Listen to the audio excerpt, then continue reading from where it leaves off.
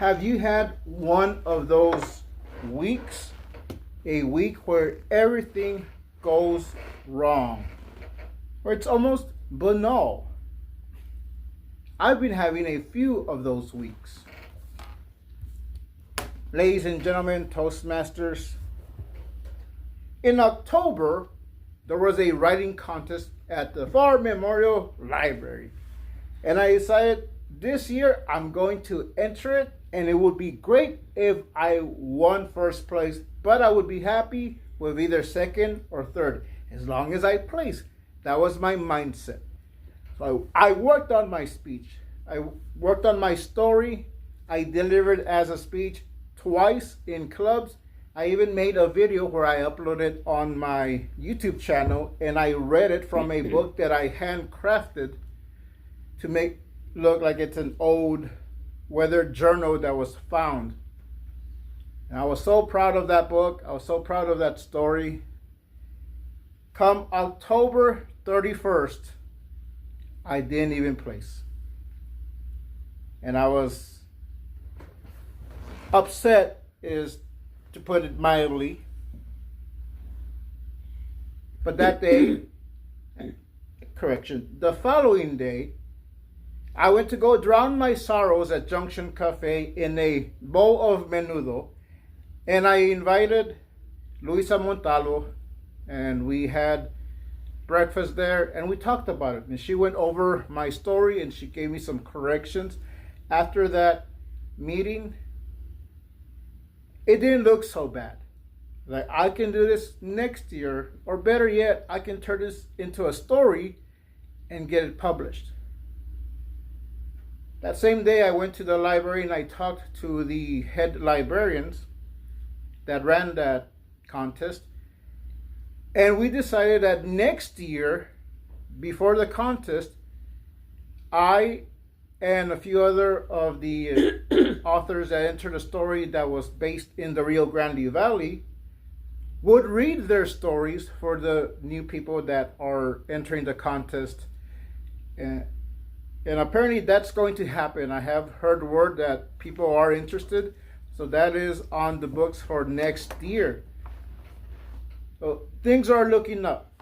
The following week, I'm excited because my sister has invited me for Thanksgiving. She had invited me a few weeks before, but then I get a message that bad news. There's been a change of plans. She's going to visit her family, her husband's family, for Thanksgiving, and I'm not invited. But she will bring me a plate after their Thanksgiving dinner. I was a little bit upset, feeling a little bit rejected, but it's fine. I'm used to things like that. I'm used to plans changing. I then get a text from my ex-wife that my sons will be here for Thanksgiving, but not my daughter. And I was looking forward to that, having all three of them for Thanksgiving week. She says that my daughter said she doesn't want to be here anymore. And I was more than upset. I was a wreck for a few days.